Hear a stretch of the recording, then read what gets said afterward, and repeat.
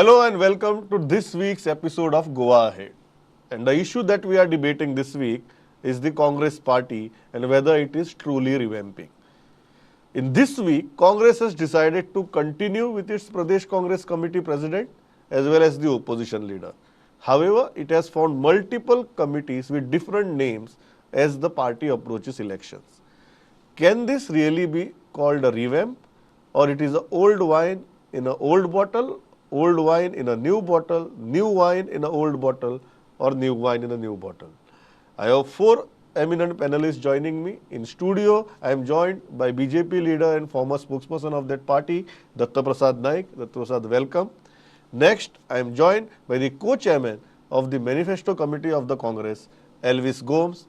Third, I am joined by Professor and political analyst Dr. Manoj Kamath. Manoj, welcome. And last but definitely not the least, I am joined by senior lawyer and political analyst Radha Rao Gracias. All of you, welcome to the show.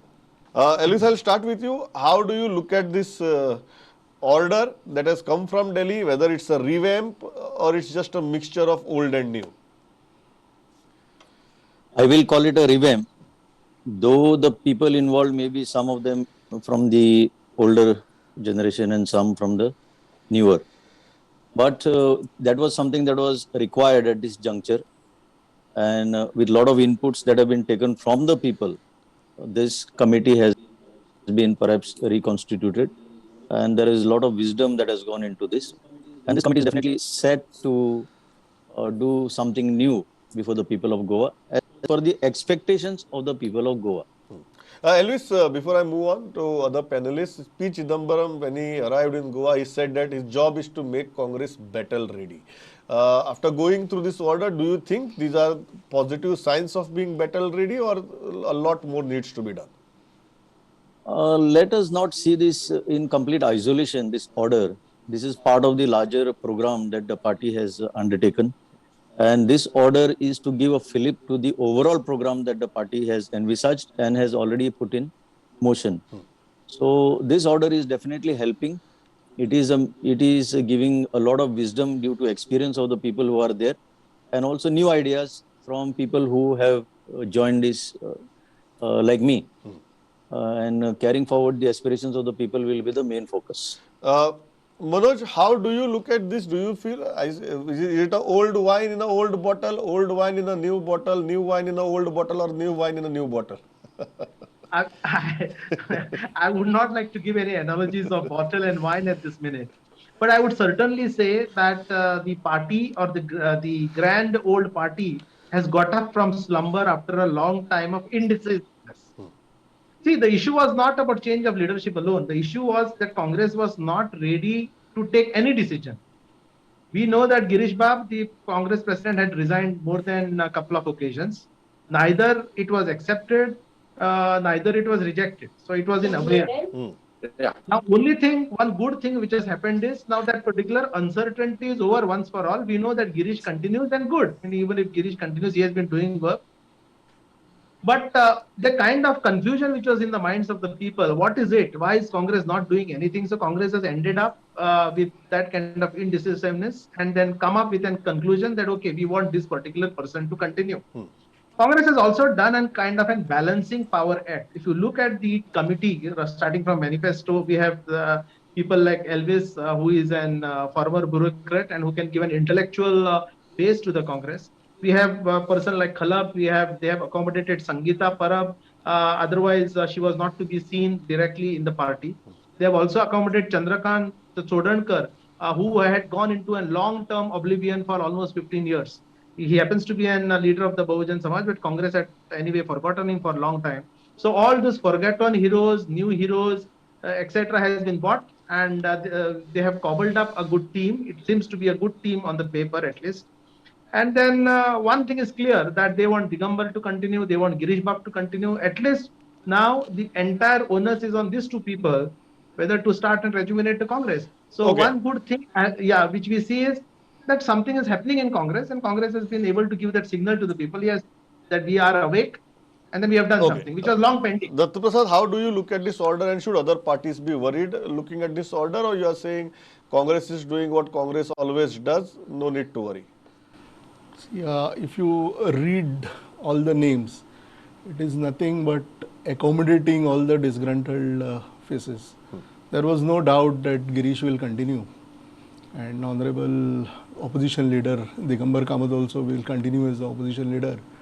But apart from the manifesto committee, in which we have a real experienced person, Ramakant Khalab, and of course Elvis, who has been working as a government servant and also as a politician across Goa, I don't see any material in the rest, and I'm again doubtful whether they themselves are satisfied with the positions that they have been given.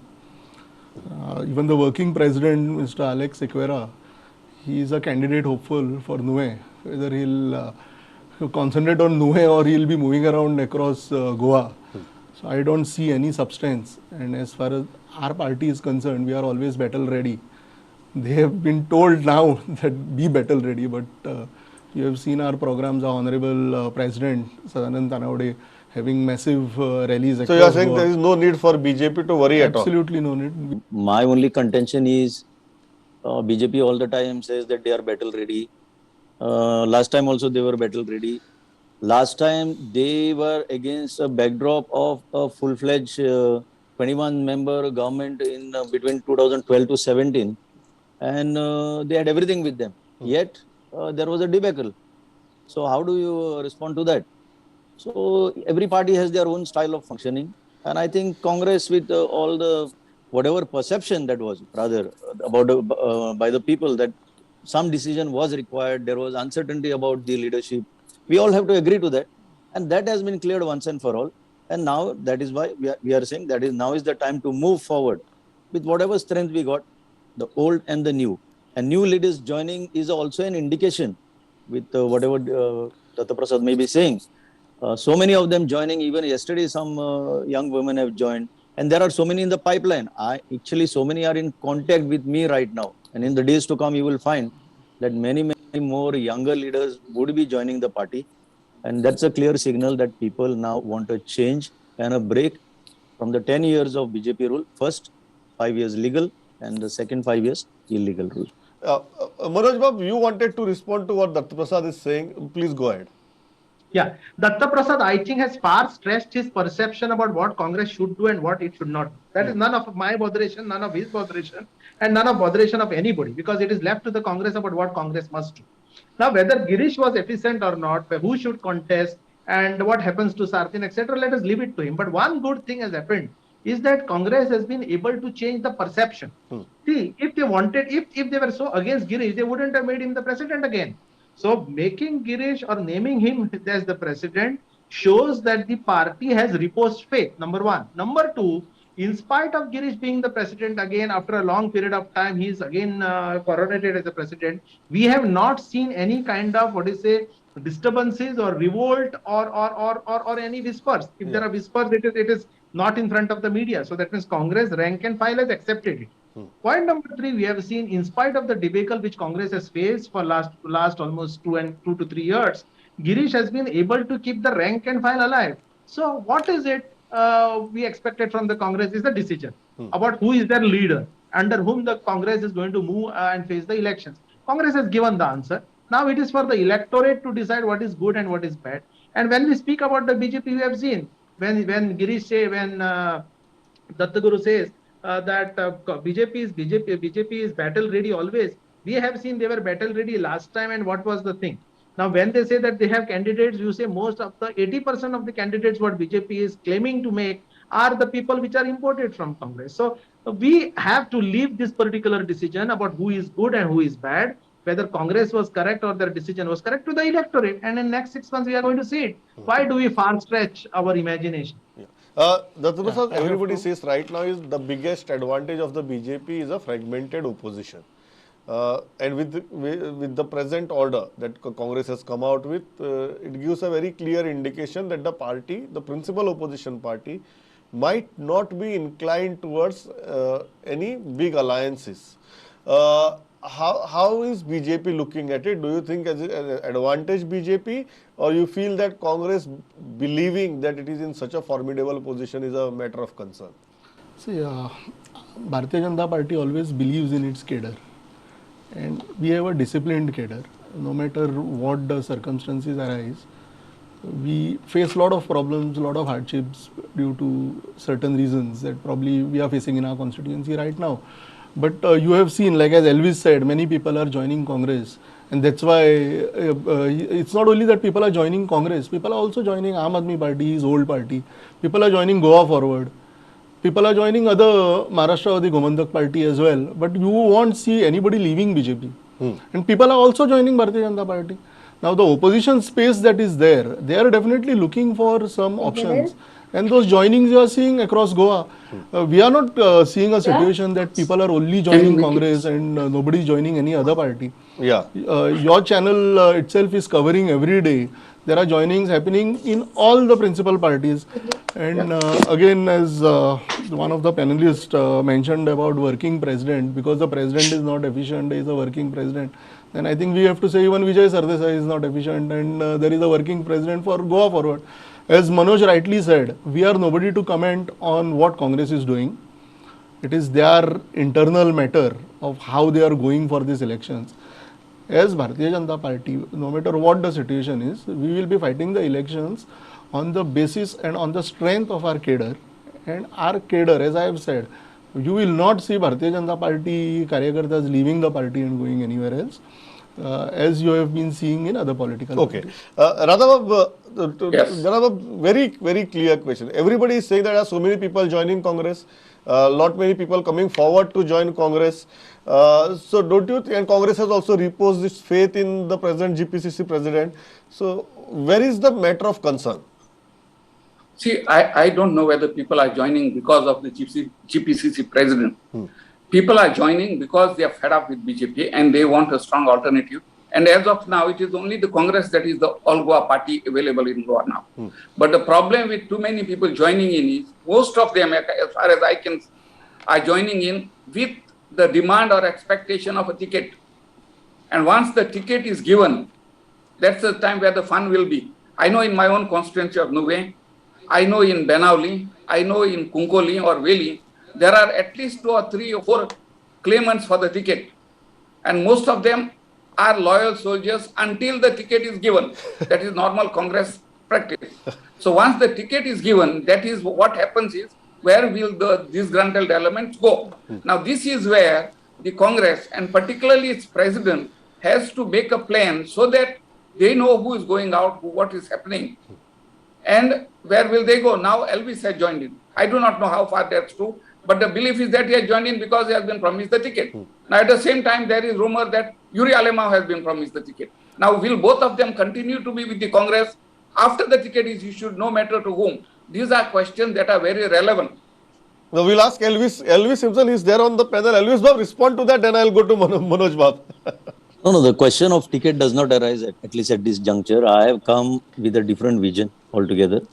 And if there are examples of such nature which Advocate Radharao has been spelling out, I am at least not from among them. My brief has been very clear, and it is to strengthen the organization, to be part of the organization, and to see that Congress bounces back in its old glory. That is all that I hold for right now. The question of ticket does not arise. If such an eventuality comes, we'll see at that particular time. But right now, everyone who joins, and particularly wherever my influence is exercised or exerted on people to join, the brief is very clear. The question of ticket does not arise. You have to come, you have to consolidate all the forces and see that Congress comes to power. Before I go to Manoj, that same question that I asked Datta Prasad Naik. What about the alliance? With the present composition that the party has come out with, it increasingly looks like the party is not inclined towards aligning with anybody. Do you share that feeling? Do you share that perspective? Yeah, I share 2 perspectives. What you have No, rightly put. Manoj, let Elvis respond and I'll come to you. Elvis Bab, yeah. No, see, I would not like to comment at this point in time because finally it will depend on the strength of the Congress and the leadership. I am a small part of the leadership right now, and not having that kind of a role where these kind of decisions could be taken. So therefore, what I say is, alliance or not, that decision would come from the party leadership, and I would say it will all depend on the circumstances, how the strengths and weaknesses of the party are evaluated, And based on that, appropriate decision will come. I think it should come sooner than later. Okay, Manoj, before I come to you, Radhabab, quickly, your take on that alliance matter. Do you think the present order that Congress has come out with very kind of decisively makes it clear that the prospects of alliances are very rare now? See, what happens is, I would obviously say it is for the Congress to decide whether they are capable of winning on their own or whether they need an alliance.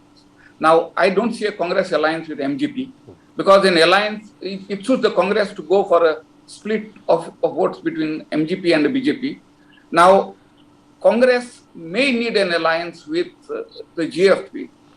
But again, I understand that both the JFP MLAs from Saligaon and Sioli have almost struck a deal with the Congress and they will be contesting next elections as Congress. That is what I understand from very what you call impeccable sources. So if that happens, the Congress may not want an alliance with GFP. I mean, that is the way it is. But I would have thought that the Congress should have worked to get Vijay Sardesai within the Congress, because to me, he is much more of a congressman than all and sundry who are joining now. He went out because he was denied a Congress ticket at the last moment. So I would think the Congress should work to get Vijay within the Congress. You really hope that Vijay Sardesai, Radhabab, you really hope that Vijay Sardesai would be inclined to join Congress when Girish is the president? No, that in fact appointing Nilesh as president implies that Congress may not want Vijay within the Congress. But at the same time, my feeling is that the Congress High Command in Delhi only considers what Luisino and Girish have to say in Goa. The others are irrelevant. That is why this is happening. Because these two have got a stranglehold on the Congress leadership in Delhi. And that is why in the long run, if that happens, the Congress may suffer. What can I say about it? Manoj, respond to both those things. One is the alliance prospects, and second, like BJP, the Congress creating a problem of plenty for itself by inducting multiple ticket aspirants in each constituency. Let me go to the first question first. You talked about possibility of alliance, and I feel there is a need for a consolidation. Let us agree on 3 points. Point number one, that there is tremendous amount of dissidence about the BJP in the public, and that is seen. That is seen in the media. That is seen in the social media. That is seen in the discussions like this. So people, there is a strong anti-incumbency factor which will work against the BJP. Point one. Second, point number two, the greatest strength of BJP today in politics is that there is we will just cut through any kind of an opposition. So this brings us to an important point. There is a need for strong consolidation amongst the opposition parties, and Congress will have to take a major lead in composing this particular factor so that the votes are not polarized, so that the secular vote, there is no split in the secular vote. Now, whom should the Congress ally with? Why not the MGP? Because it was because of the MGP that Congress has won the South Goa seat. Please understand that when Sudhin Davlikar let loose his hand over Madkai, over Shiroda, over Ponda, and the major votes shifted towards the Congress, it made Sardin win possible. Otherwise, Sardin would have lost by a margin of almost 20 to 30,000 votes. Point one. So there is a need for consolidation. There is also need for Congress to think to get MGP in the grand old in the kind of grand alliance. So, but it is left to the Congress to decide whom they have to choose and whom not. Coming to Vijay Sardesai's issue, I don't think that Vijay Sardesai would be willing to join Congress at this particular minute, because Vijay has understood the virtues of having your own party so that you can shift from here to there depending on conveniences. Now, unless the Vijay's Goa Forward party weakens, either both his MLAs or Kiran Kandolkar might like to shift to the Congress, Vijay will have no face. And then the question of alliance would be clear, and Vijay will have to fight on its own. Now, whether having a lot of alternatives, is it good or bad for Congress? Remember, having too many alternatives in a constituency talks about the strength of that particular party. We were talking, the same panel, including me and you, were talking about the weakening of the Congress over last 6 months. But now we have seen that people are ready to join. That means people have faith that this is the only party which can save the political arena when BJP is so strong. So having too many alternatives in every constituency is not bad, as long as you have a backup plan of controlling the dissidents. Okay. And then BJP is very good at it. You have seen that BJP, not a single MLA except for Ramesh Tavadkar last, raised a flag of dissidence against the particular party. The control or the pressure, the kind of control or the kind of pressure your party exerts on your team is something very, very important. And Girish will have to play a major role in order to have a backup plan and control the dissidents in the rank and file of the Congress. Okay. Final, Dr. Prasad, tell me if elections were held today with this revived or renewed or whatever you may call it, team of Congress, how do you see the electoral space right now? How many seats would Congress win? See, I would not know about Congress, but I am confident how many that seats would BJP Bharatiya win? Janata Party will be 21 plus. Okay, and as I don't agree with Manoj about the anti-incumbency part. See, there is a certain opposition vote share in Goa. Now he used the word social media. People are talking on social media. It is all this opposition space. That they have been highlighting all the whatever they can against the government, just because they don't want the Bharatiya Janata Party government. Now, so it doesn't mean that there is anti-incumbency just because people are talking. You are still saying BJP is 21 plus. Yes. Okay. And another thing, I have to Quickly. Manoj again gave example of ex-MLA from Konkani, Ramesh Tavadkar, and he said that most of the BJP people will not leave because there is some certain pressure that is exerted. I would not agree with him. It is not pressure that is exerted. It is our integrity for the party, our love for the party that keeps us bonded. And no matter what the situation is, we always stay with the party. Okay. Pramod. Radhava, I'll come to you. Elvis, if elections were held today, how do you see the prospects of the Congress party? Congress prospects are growing by the day, and that is visible, it is perceptible, and therefore we are positioned now. See, it's too early for me to say because I'm a relatively new entrant, but whatever discussions we have been having with others and doing the analysis, even constituency wise, we are poised to go cross a decent 21, 22 by ourselves. Yeah, okay. On your own. Radhabab, if elections were held today, how do you see Congress faring? I see if elections are held today, I don't see the BJP winning too many seats. But then, of course, for the BJP, winning seats and forming government is not the same thing. They are better placed to form governments, as we have seen. So it is therefore necessary that the voters give, whoever they give, at least 30 seats.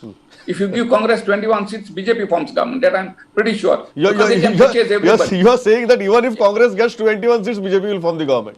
Yes. I have no doubt in my mind. Now, another thing which I would like to tell you is, you see, things are not as they appear to be. Yeah. The Congress cannot be complacent.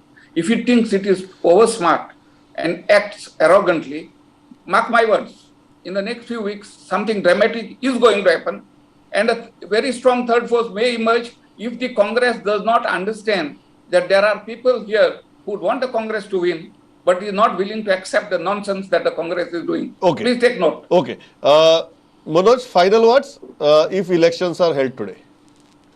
I will not give any numbers to any party because elections are yet to be announced. We don't know who is going to align with whom, and we don't know what is going to be the mood 6 months hence. But I agree with Radharao. Congress is getting stronger, but Congress should not be complacent. Congress should not be arrogant. You need to be accommodative for taking the view of the people. What is the view of the people? People are simply saying that we require a grand opposition. We require a united opposition. If Congress is not willing to listen, Congress will face the same tendency as what it has faced. Okay. But please understand that BJP is the confidence level of the people, of the common man about the BJP is questionable now. And BJP also will not find it too easy to move around as the elections come soon. Okay. And elections are never an easy task. Yes. Manoj, I'm completely out of time. Radhabab, Manoj, Elvis, Dr. Prasad, thanks a lot for joining. Thanks a lot all of you for watching this broadcast. Keep watching. Go ahead. Thank you.